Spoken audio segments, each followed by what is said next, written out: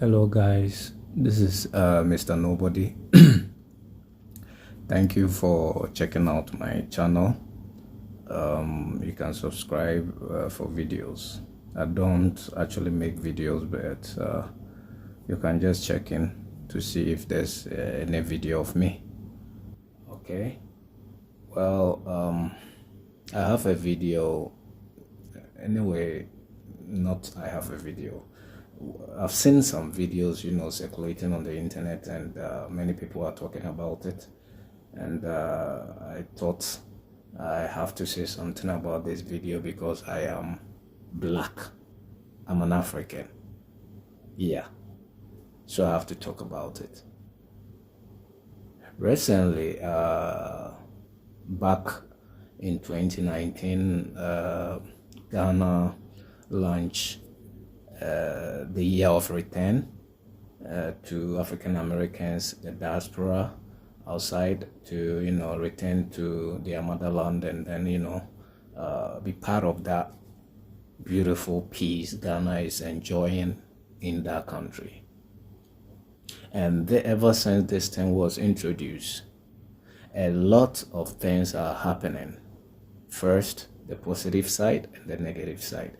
The positive side is a lot of the African Americans are coming into the country since December to January 2025, and they are coming in. Some are coming to stay, some are coming to pay their respect to the ancestral and do that kind of stuff, and others too are coming for entertainment, dirty December and all those kind of stuff. They came in, they enjoyed themselves. They saw that Ghana is actually moving on. Ghana is really developing. Ghana is the eye of Africa. Ghana is the gateway of Africa. Peace in Ghana. People are enjoying peace. You can hear a lot of stuff going on in Africa. You see, Ghana is out of that. That make them, okay, let me go to Ghana because people are going. Yeah, let me try. And one thing I want to make it clear here. You want to try. First of all, know where you are. You are an African American. Know where you are. Know your rules. Know your regulations. Know your morals. Because where you are isn't the same in Africa. So if you're going back to Africa and you're expecting there to be a US base, then trust me, you better stay where you are. You better do that. You're going back there and expect things to be the same as you see it in the United States, then you better stay. For that being said, you see, people just move on to, and a lot of things happens. Like I said, people started complaining. African Americans are complaining. Oh, I bought a land and I built something on the land, and they demolished that. They took the land back. I am trying to establish something and it's not, people are talking about it. One lady who sparked me to do this video here. I'll play it in the video for you to see what happened. Okay? She's the reason why I'm doing this. Because I don't care about that. But because of what she said, I have to come there and let that lady or whoever thinks like that to know Ghana does not tolerate bullshit. That being said, I want us to watch the video. It's a little bit long, so I'm going to talk in the next part of this video. So this is going to be part 1. The next part, that is when I'm going to talk. So let's watch the video.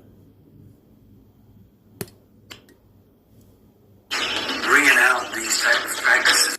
And sorry about the sound. The sound is not from my side. It's from the video of whoever this guy is. That are in Ghana. And the reason why is because I have put out several videos of people's testimonies, their experiences on land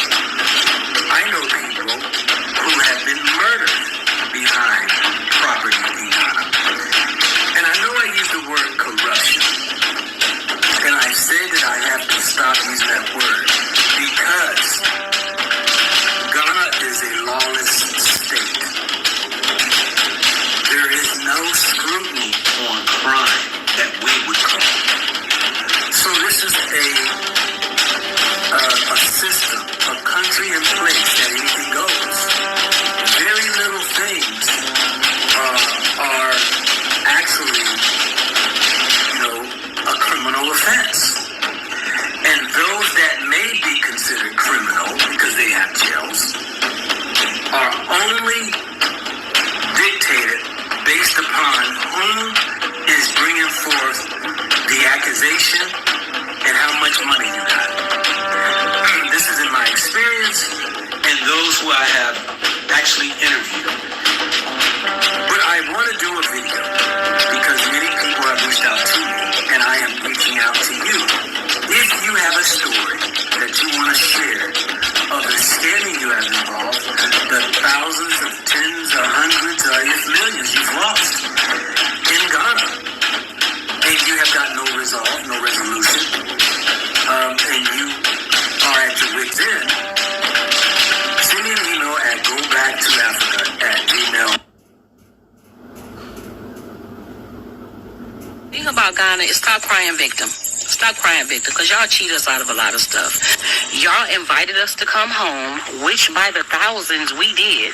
We came running to Ghana. People sold their homes, moved out of their apartments, sold everything. Some people packed up containers and moved over here just to get over here and realize this is not our home. Y'all make us know in so many ways all the time that this is not our home. One, as you heard him, he called us foreigners. As far as you being pissed, y'all call us that. The Ghanaians call us that. We didn't make that word up. We didn't start calling ourselves that. We don't know that that's what y'all call the white people and the Chinese because we're not around them. But we know that that's what y'all call us. I ain't never heard the word before, Tabby, till I came to Ghana. Okay. Y'all invite us home. Let's talk about what y'all do to us. Starting from the fucking before we get to the airport, we gotta have a visa that we pay for to even enter our home.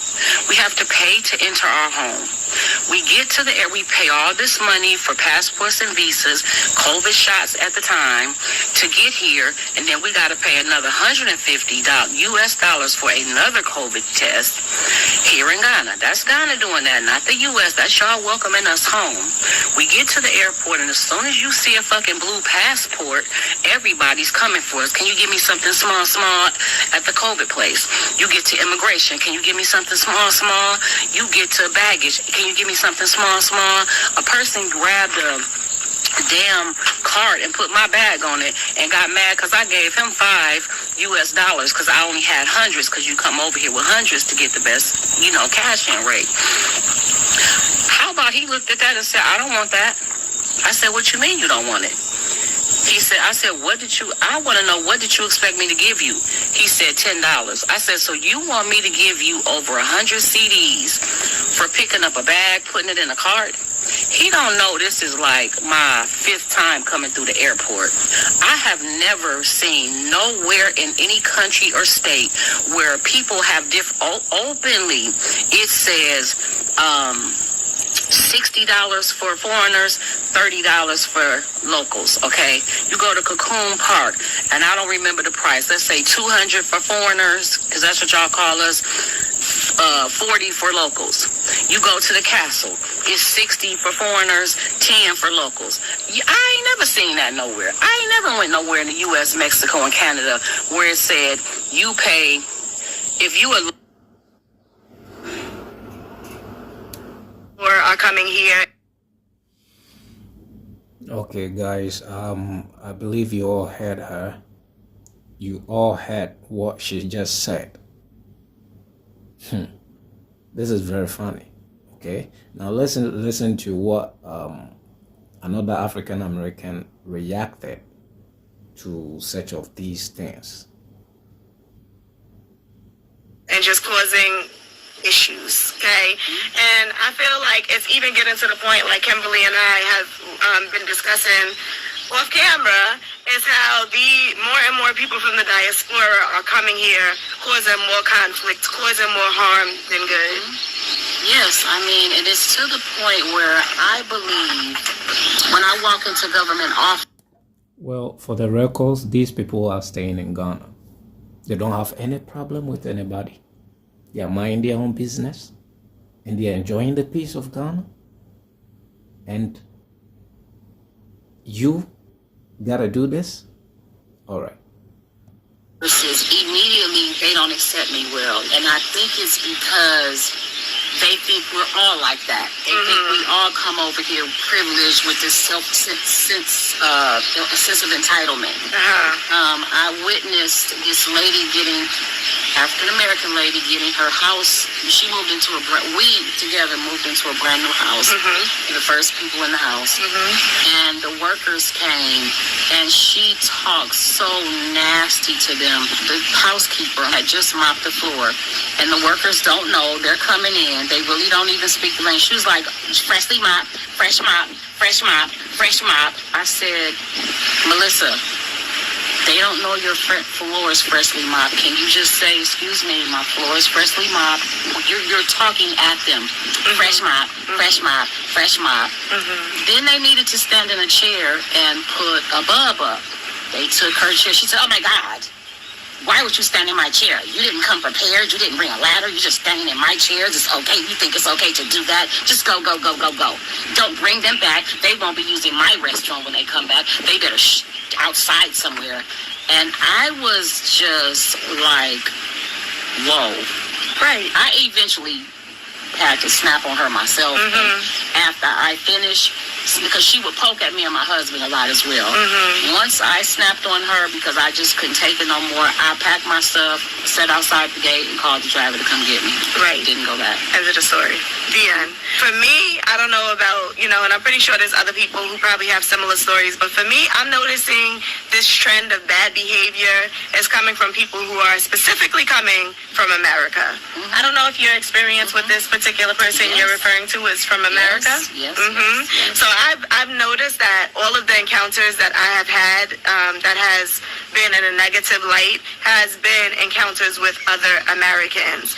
And my thing is that if you have that mentality and you have that perception and you're not coming to Ghana with the intention of adding value, adding substance to being here in Ghana, then why are you coming? Exactly. Don't come to Ghana looking for the U.S. Right. I came to Ghana to embrace the culture and the continent and this country. I didn't come to Ghana looking for the U.S. Right. And so that's what a lot of people do. When you hear all the complaints of you don't have this and you don't have that, did you do any type of studying before you got here? Did you think you've seen growing up as children, we all seen how they portray Africa. They don't even say country. They just call it all Africa. Africa has this, they're poor, they're dusty, they're dirty, they're this. So you come into the continent, you should have already had some type of vision in your head that this is not like the U.S. So why do you get here and expect to see the U.S. over here? Right, exactly. And why, even if you are looking for the U.S., right, why are you coming to Ghana? Why are you coming to Africa? If the U.S. is what you want, then you should stay in the U.S. because you're going to get whatever it is you're looking for. Exactly. And I feel like we're coming to a point where the government of Ghana has to stand up. They're going to have to take a stance. They're going to have to do something about this because if Ghana is not careful enough, they're going to find a situation where Ghana is going to be out of control because it is going to be an uproar. It's going to be so much confusion. It's going to be so many my dear, let me correct you on that. Ghana don't have time for that. Route, uprising. No. Listen. Ghana do not have time for that. So if such diseases grows in Ghana, do you know what we do to diseases in Ghana? That's what we do to diseases in the country. We take them out, okay? So that the country will continue to experience its peace. So if a disease keeps on growing in the country, we just take the diseases out. Taking diseases out means we just show you the way back where you came from. So there's nothing like that. Who are going to find themselves in unhappy situations and circumstances because of this negative energy that certain people from the diaspora is bringing here to the continent. And it's just not fair. It's not fair to the people who are already here residing, who have been born and raised in this country, they have worked even harder than the people that is coming over here. So my thing is, how dare you? How dare you? How dare you come over here and disrespect a land that you was never even born and raised in? Yes. So for them to extend that olive branch to even invite you back home, to even come and say, come, we welcoming you with open arms, and then you get over here and, excuse my language, but show your natural ASS. Yes, Really? That's true. That's true. I've had people in my video that say, what type of ghetto are you driving through? It's ugly, it's dirty, it's dusty. They even have paved roads. And when you say people, are you referring to people from the diaspora that's here? No, Americans on my TikTok. Okay, just social commented. media. Okay, so if it's not your cup of tea, you don't have to worry about ever coming here. If it's not your cup of tea, you don't even have to be here. So, I can understand people being in the diaspora comment. Simple as that. Well, we're gonna talk about it this in the next chapter of the video. Okay, so stay tuned and make sure you check the video where I will be taking my time to explain and give answers to certain questions that's been asked in this video, or whatever this lady was talking about. Just take my time to explain it. Okay, yeah, so thanks for watching and stay peace.